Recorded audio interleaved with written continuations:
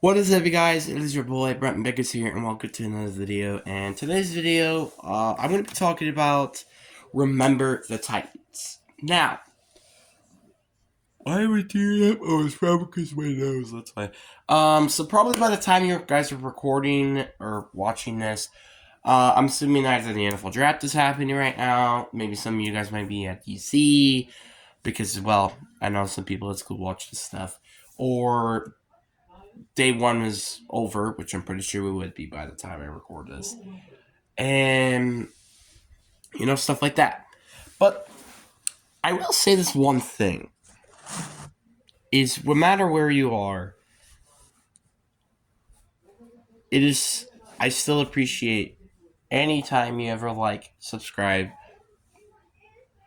and comment something interesting, and also not inappropriate or something that I have no idea what it is. And it's very appreciative. But before we get into this video, because it's been a while since I did anything movie related, but it is football, so you guess you can keep it a pass. But before we get into this video, we are getting spoilers in this, by the way. So if you don't want to be spoiled, you can watch this on Disney Plus right now, and it's in my opinion one of the greatest movies. Which again, I'll talk about that. And also, before we get into this video, we are getting super close to 350 subs. If we get 350 subs before draft weekend, which would be, well, this weekend, that would be amazing. And also, with me not missing a vacation, well, I'm not having a vacation next week, which stinks. Maybe I could be able to live stream during that week. But really, enough said. Let's get into this video. So I want to just talk about how this is basically one of my favorite movies that I think ever. And there is one issue with this movie, and it's outdated. The reason why I say it's outdated, a little bit, I want to say it's completely outdated. It is just a little outdated because of where we are now. Because obviously obviously there's still racism and stuff like that, probably, I think, in real life. But I don't think it is as vocal as what? When was this movie came out? Yeah, 2000, And this was taking place back in the 70s. See, you can kind of tell right there, it's like, this movie is kind of outdated. Like, what was the 70s? Now, over 50 years ago now. It's kind of, to be fair, a little, like I said, outdated. But I still like this movie either way. Well, obviously, I don't just like it. I love it. Okay, come on, this stupid thing.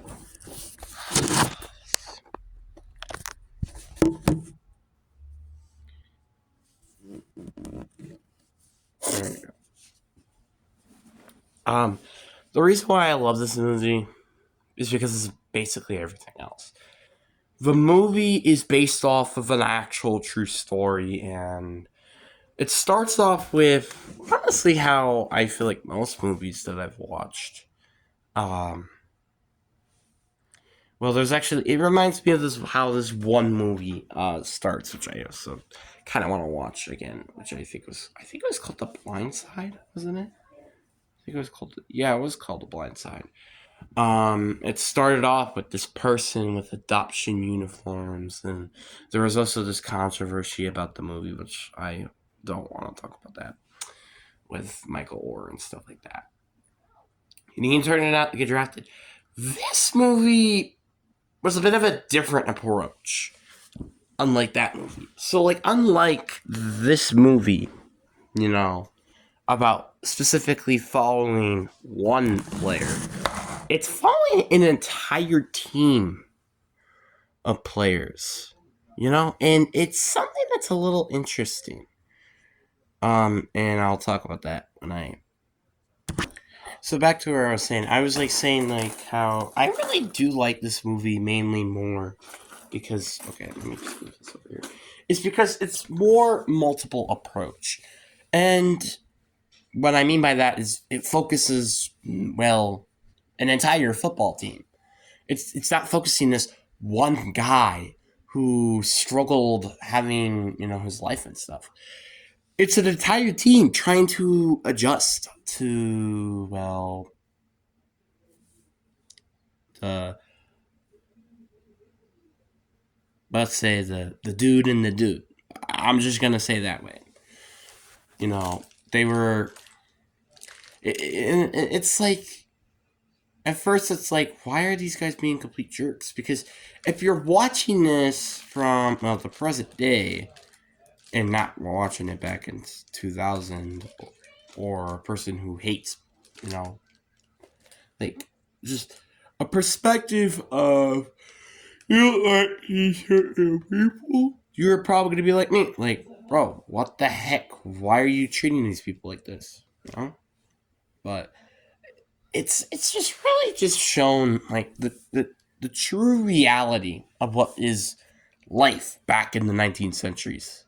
Well, maybe I might not want to include the late 19th centuries, but again, like, still the 80s, kind of the 70s, as this movie's taking place, and anything really before that, to be honest, it was not really a good time, even after Martin Luther King Jr.'s speech and stuff like that. So it's, like, really sad, but understandable, you know? Well, not understandable at all, but you get the point. Then it was following these group of kids. We have this one kid who struggled being good in class, as in grades. Then we have this one kid that uh, came friends with this one guy, which then this one guy hated everybody and didn't want to play, which were most of the, well, one group of the people during the time. So it kind of makes sense. Well, it doesn't make any sense, but you get the point. So then you have Coach Boone, who, in my opinion, is such a interesting perspective of a coach, which I'll talk about why I think coaches shouldn't be more like Coach Boone in the future, but that's my opinion. But I'll talk about that as well. Coach Boone was kind of just a guy who really pushed everybody to the limits. Like, obviously, some of the things with the friendship stuff make sense, but then when you get to, like, when you make any mistakes, you run a mile. It's kind of more, well, obviously, again, this is junior year, so it makes sense. But at the same time, it's something like supposed to prepare you for college or something. I don't know, but you get the point. And by the way, barely most of these people end up even going to the college level of football, by the way, if you watch the end of the documentary. Which I'm actually really happy that they added this in the movie, where they shown you, like, what happened in their futures. Like, for example, Coach Boone and the assistant coach, they turned it out to be close friends. Um, so, like, it was really nice to see what they were going to be doing right now, and it's kind of cool to see. But then you have the way how they introduced this first day of school and stuff. I love the fact that, like, they really, like, took advantage of just how bad the times were back in the day. Like, because back in the day, like, we had freaking policemen blocking parents to going into the school because of the chaoticness of combining two schools into one. So it's like, and then you have the football guys who just came back from camp and they're like, why is it like this? So it's really interesting. And then there's this guy who, again, unfortunately passed away, I think in 1981, I believe. And he's a very interesting character. I would say, honestly, out of all the characters, I would say he would be like the main character, as in terms of players, not as in coaches. Because I feel like as in general, I'd say Coach Boone, maybe the assistant coach and his daughter, but like that's basically it. And I just love the fact that this movie is so, you know, well, it took advantage of the factor of the discriminations and stuff during the time. And it posted like some, I think, real life stuff, like having, for example, an owner don't want these kids to go in a restaurant, um or the parents don't want to see these type of kids in their house. It's like you kind of get the point, and why he was concerned of his daughter. But then, Coach Boone was like, "Welcome to my life." It's like stuff like this that makes things very interesting in the movie, and I really, really am happy with that movie in general. But again, back to this character. He goes through, in my opinion, an amazing character arc in his life, and it's honestly really unbelievable that he did in 1 year. Because he went from literally quitting the team because of the factor of, well, his coach wasn't gonna be there. Well, he turned out to be an assistant coach. To literally dying as a close friend with Calais. Was Calais Campbell, right? Or Jalarius Campbell? I don't remember. It's something like that, but you get the point. I know it's not Calais Campbell, like the football player, but I'm pretty sure it was Javius Campbell. And by the way, one thing I will mention before we move on, um, and I kind of explain the movie a bit by bit, as well. Um, I don't know why, but Julius Campbell, I think his name was Julius Campbell. Why did he look like Hero Carmichael to me? I don't know why. But anyway, and if you guys don't know the reference, well, you're not a football nerd like me. But anyway, let's actually get into the movie bit by bit. So again, we started with the introduction. Then it throws you to literally a guy getting shot in a gun store. Yeah, this person shot somebody in the store. And the policemen didn't even arrest him. They're just mad at him. Yeah, they didn't arrest him. He was just mad at him. Very annoying. Then we got like these type of people practicing, and this one dude says, like, hey, there's like something going on over here.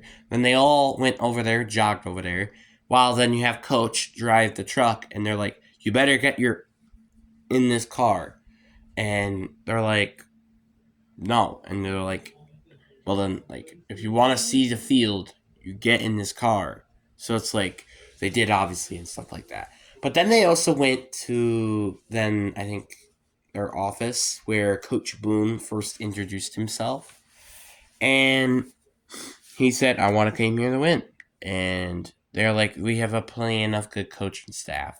But then they moved in, and then you have these people who are like, why are they moving in? It only takes one of them to have the entire neighborhood filled with them. It really is actually very clever writing, but like, again, that's why I say the only problem I would have with this movie is it's being pretty outdated. So, yeah. So then we're talking about that, and then you have this one dude who wants him to coach, and then you have all these parents and players all being happy that he took this job. And then he was hired as the coach, and then you had these, well, turned out to be the assistant coach, looking for other offers, but the Coach Boone wanted him to be the defensive coordinator, which then he did before he quote unquote announced that he was going to take a job somewhere else. So then we get to this meeting where we have these kids, talking about what positions they're going to play and what he hopes to have. and then he gets interrupted by coach, and then all the other kids came in. He got interrupted, but he said he wanted me, so I'm here. So he's there, and then he had another coordinator, which I'm pretty sure is Urban Meyer, by the way, as the special teams coordinator for this team. And then they went to camp, and then you had the dude with the character arc. I don't know why I can't remember their names, but again, there are a lot of names, so it's kind of hard for me to keep track. Was saying like, hey, only do half of offense and half of special teams. The defense, we don't need any of those suckers. And they're like, and then the coach like, who's your daddy? And he's like, you're my daddy. I just, honestly, it's just this freaking hilarious. I love to see that scene, you know. And also, he was also talking about back in the meeting, like you got to show up at 7:29. If you show up at 7:30, you're gonna be sitting with this nice shirt, a tie, and stuff like that. So yeah, and then they had the camp montage, but the thing with camp, which was making things a little interesting and also a little creative and fun and cool way, which I don't know if they did this for life, but I think they did, is that they paired different people's race um, of offensive and defensive players. So defense were with defensive players but different color, and then offensive with offense and offensive players of different race. So it's kind of cool to see how this was introduced. And sorry if that sounded a little racist. I apologize for that. You could roast me in the comment section, and honestly, I don't even blame you. Because I believe that this shouldn't exist, but you get the point. So then you have the montage and stuff like that. And then this is where I would say the coaching is just, this is why I don't feel like coaches should be like this. They push them to like limits that I don't think coaches would do right now. Like we would do up downs until this guy's not tired or thirsty. They went and do jogs at 3 a.m. in the morning. I took them to this gray site, which I'll talk a little bit more about that later because it actually kind of has a little impact to the story. So, like stuff like this that wouldn't happen. So then we had, I think, the first lunch that they had after practice, and then the coach was talking about we will have 3-day practices. I think 3-day practices until they learn to meet with their buddies, and if not, we'll make it to 4-day practices. So you have to know this person, his likes, his dislikes, and you're gonna have to know every single person's, but you have to do it one at a time, which I think was very clever, honestly. And then obviously we had the montage. There was fighting going on and stuff like that. And then we have the jog to this area in what is called Gettysburg, where if you guys have known, was a battle in the Civil War, and he was talking about like this is a war that they were fighting for is what we're still fighting in ourselves today, which you could still kind of say that's still the same case today, but again, I don't think it's as much. So that's why I mean about how this movie is a little outdated. So it's really interesting just to see how that movie came with its direction and stuff like that. And then we had the montage, and we're getting people to get a little bit more better. And then we have this new kid from California who apparently knows how to throw dimes, but then doesn't even know how to pitch the ball. And he also had to cut his hair, and apparently he was gay for a little bit, so that was fun to watch. But obviously he wasn't, but honestly I kind of regret that, no offense. And then we had the finally them leaving, and then we finally have the game montage where they were winning games, and also there's some like stuff happened, and also some changes happened. Like for example, Coach Boone I think pushed not as hard as he was before. Uh, and the assistant coach, changed around his defense a lot more. Like he got the former running back, I think, to play linebacker for him. Because this one guy was getting cooked every play.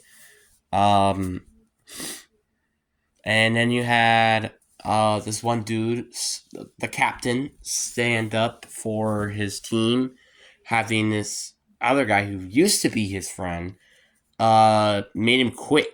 Well, he kicked him off the team due to the fact that he was purposely not blocking anybody, and that's how eventually, one of their quarterbacks got hurt. So that did not help.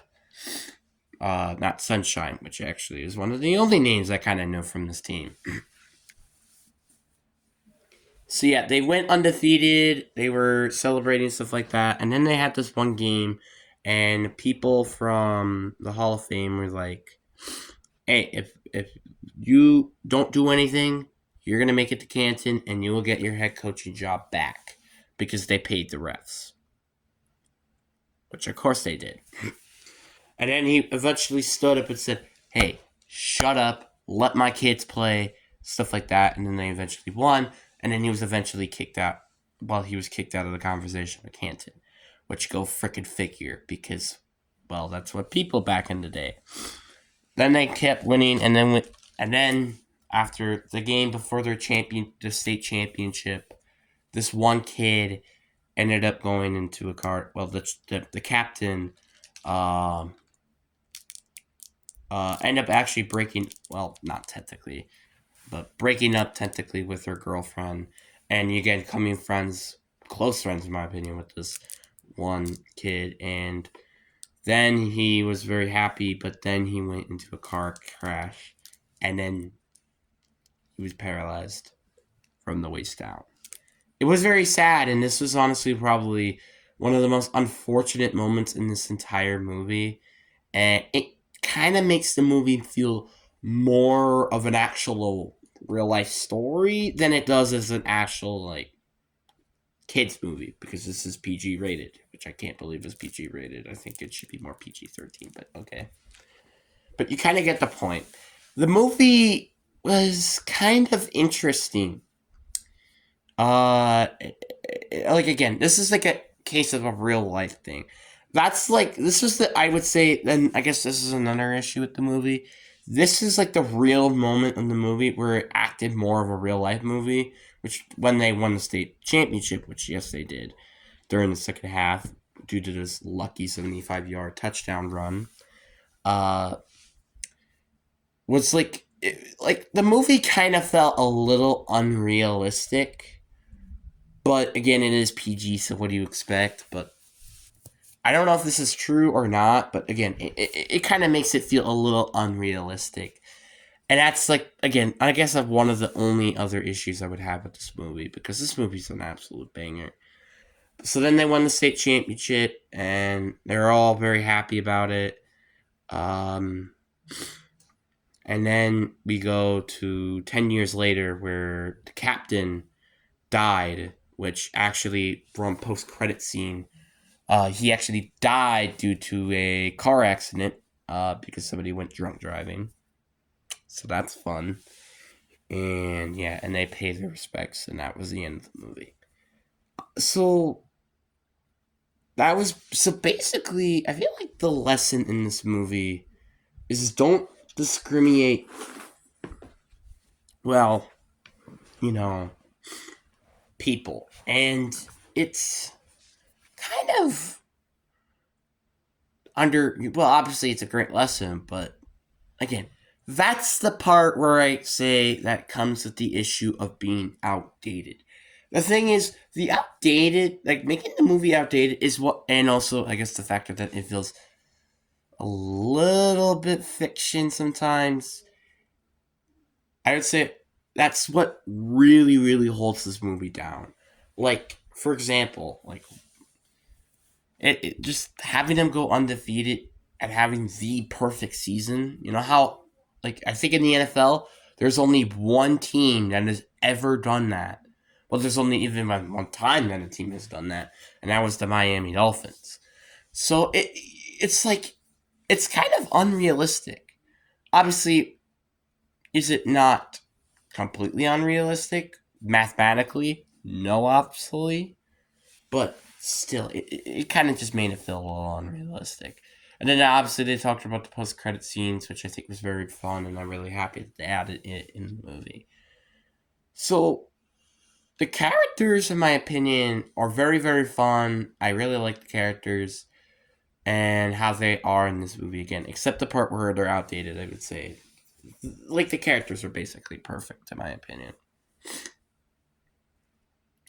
The writing is really nice, the pacing's nice, and oh my god, the soundtrack. The song track is so freaking fire from this movie. It is insane. Like, if you're a person who loves music, go watch the movie's music track because God, this is a really good movie for you. I see. I mean it. So if you really want to watch one of those, yes, watch this. I highly recommend that.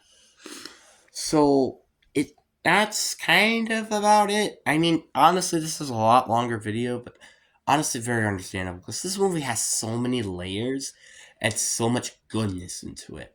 But the thing is like, wait, why is this one of your favorite movies? You said you're complaining with it being outdated and feel a little childish. Well, yeah, I do think that's a good statement, but the one reason why I love this is because it's focusing on so many characters, which it like the movie makes you like want to like know like more about these characters, which are really really nice.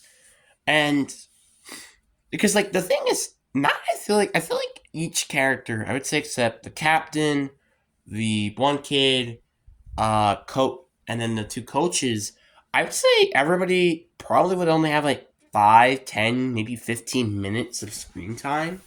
So it's kind of interesting to know, and it makes you wish that you knew more about these characters, but you don't. So yeah, I mean, obviously that's I guess you could say an issue, but in my opinion, I don't think it is an issue. I think it's actually making you wish you want to see more of them. So really, I really do think I really do enjoy this movie, like a lot, and also the fact it's just a football movie and it's basically cool. Well, just showing you what coaching was like back in the old days. It's really really nice, and I really really love this movie because of it. It's one of my favorite movies. It's actually one of my uh, coach's favorite movies, and we're I think we got a decent relationship with each other, and I really really and I mean I don't understand why people don't love this movie. This movie is really really good. If you don't like football, sure that's understandable, but I still think people would love this movie even if they don't have a big passion of football like I do. But anyway, I really do hope you guys enjoyed this video. Yeah, but honestly, I really am looking forward to the draft, and I hope that my team does really really well in the draft this year.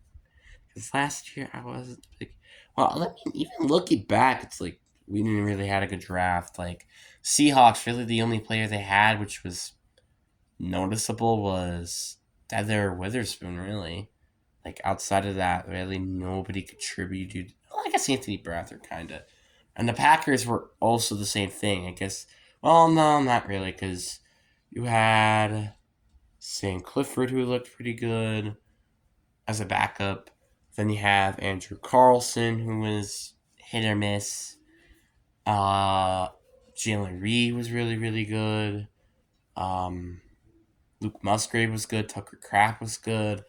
Anton Wicks was good. You kind of get the point. They actually had a pretty good draft. But anyway, I really do hope you guys enjoy. Peace.